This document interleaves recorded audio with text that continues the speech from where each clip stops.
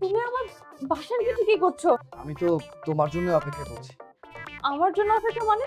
আমি জানি ডিভোর্স পেপারটা পাওয়ার সাথে সাথে তুমি আর ভালো থাকতে পারবে না, তোমার মন আনচান আনচান করবে, আর তুমি তুমি আমার বাসায় ফিরে আসতে চাইবে। আর যার কারণে আমি চিন্তা করলাম যে তোমার বাসার গেটের সামনে দাঁড়িয়ে থেকে একবার নিজের সাথে নিয়ে যাবো। আমি তো sorry. I am also so sorry. আসলে আমি জানি যে তুমি আমার বাসায় ফিরে আসতে চাও, কিন্তু তোমার মায়ের জন্য তুমি পারো না। আজকের পর থেকে আমি আর কখনোই মাকে কিছু বলবো না, আর মার সাথে কোনো কথাও বলবো না। আচ্ছা ঠিক আছে, তুমি কার সাথে কথা বলবে কার সাথে কথা বলবে না এটা একান্ত ব্যক্তিগত ব্যাপার তোমার। এখন আমার সাথে চলো, আমি তোমাকে নিতে এসেছি। চলো।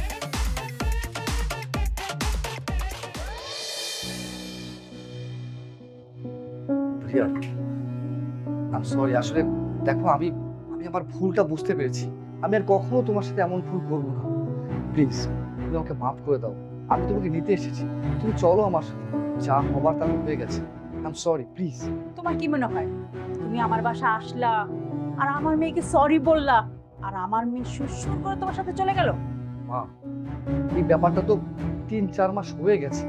এর মধ্যে আমি অলরেডি ৩-৪ বার এসেছি, তার কাছে ক্ষমাও চেয়েছি। আর আর কতবার আসবো মা বলো? কতবার মানে কি? যতক্ষণ তুমি আমার মেয়ের পা ধরে ক্ষমা না চাইবে ততক্ষণ আমার মেয়েকে তোমার সাথে আমি দেব না। আরে মা, তুমি এসব কি বলছো? তুমি তোমার নিচের জামাইকে দিয়ে এইসব করাবা? জামাইকে দিয়ে এইসব কাজ কেউ করায়? তুমি একদম চুপ থাকো। আমার মেয়ে কিভাবে সংসার করবে সেটা একমাত্র আমি বুঝবো, তুমি না। মা, আপনি সব কি বলছেন? শোনো জামাই, যে পর্যন্ত আমার মেয়ের পা ধরে তুমি ক্ষমা না চাইবে সে পর্যন্ত আমার মেয়েকে আমি তোমার সাথে যেতে দেব না। প্রয়োজন হলে আমার মেয়েকে তোমার থেকে তালাক নিয়ে তালাকের কাগজটা তোমার বাড়ি পাঠায় দেব। মাহি, তুমি কি চাও যে আমি আমি তোমার পা ধরে ক্ষমা চাই? তুমি মাহির কাছে কি জিজ্ঞেস করছো? আমি যে তোমাকে বলছি সেটা তোমার কানে ঢুকছে না?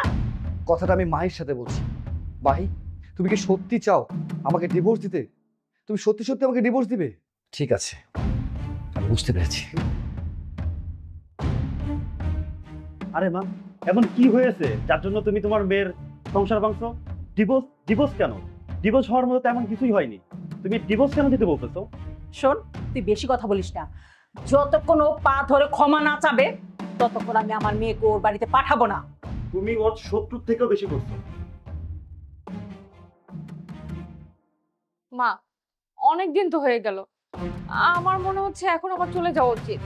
শোন, যতদিন ওর দেমাক না কমবে এবং কি তোর পা ধরে ক্ষমা না চাইবে ততদিন তুই এখান থেকে কোথাও যাবি না। মা, তুমি ওর দেমাগটা কোথায় দেখতেছো?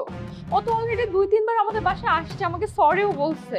এখন তো ও তোর কাছে সরি বলেছে, তুই দেখে নিস ও তোর পা ধরে ক্ষমা চাইবে। আমার মনে হয় না এই বিষয়টা আর বাড়াবাড়ি করা উচিত। আমার মনে হয় এখন আমার হাজবেন্ডের কাছে আমার ফিরে যাওয়া উচিত। ও আচ্ছা, আমার থেকে তোর স্বামী সবকিছু বড় হয়ে গেল? তাহলে চলে যা, যা। আমার এখানে অপমানি হোক, যা ইচ্ছা তাই হোক, তুই যাবি তো যা, চলে যা তুই।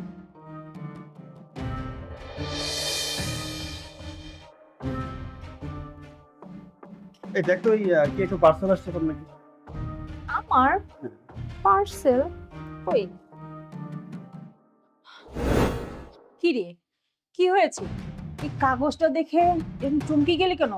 আর এই কাগজে কি লেখা আছে? ভাইয়া, ডিভোর্স লেটার। হোয়াট? ও আমাকে ডিভোর্স পাঠাইছে ভাইয়া। ও তোকে এখান থেকে নিয়ে যাওয়ার বদলে ডিভোর্স লেটার পাঠিয়েছে? তোর এত বড় সাহস! মা, তবু তো কতবার নিতে এসেছিল, তখন তো তুমি দাও নাই। তুমি তখন তো বলেছো ডিভোর্স পাঠিয়ে দিতে। এখন তো ডিভোর্স লেটার পাঠিয়ে দিছে, এখন হলো তো? এই, তুই এসব কি বলছিস? আমি কি চেয়েছি যে ওর তালাক হয়ে যাক? বোন, তুই এখন কি করবি? দেখ, এই সামান্য ঝগড়ার জন্য তুই তোর জীবন নষ্ট করিস না। এই, তুই একদম চুপ থাক। ওকে যতক্ষণ নিতে না আসবে ততক্ষণ আমি কোথাও যেতে দেব না। মা, তুমি চুপ থাকো। আজ তোমার জন্যই তোমার মেয়ের সংসারটা ভেঙে যাওয়ার পথে। তুমি চুপ থাকলেই ও সংসার টিকে যাবে। যা বোন, তুই মাহিনের সংসারে এখনই ফিরে যা। এই সংসারটাকে বাঁচানোর এটাই সুযোগ। তুই সুযোগটাকে কাজে লাগা বোন।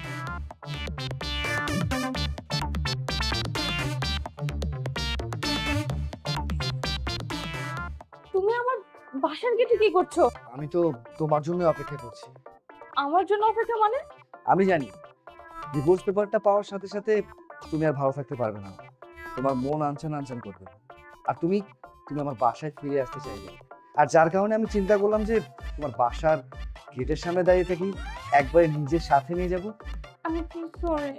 I am also so sorry. আসলে আমি জানি যে তুমি আমার বাসায় ফিরে আসতে চাও, কিন্তু তোমার মায়ের জন্য তুমি পারো না।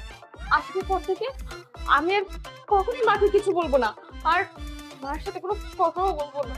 আচ্ছা ঠিক আছে, তুমি কার সাথে কথা বলবে কার সাথে কথা বলবে না এটা একান্ত ব্যক্তিগত ব্যাপার তোমার। এখন আমার সাথে চলো, আমি তোমাকে নিতে এসেছি। চল।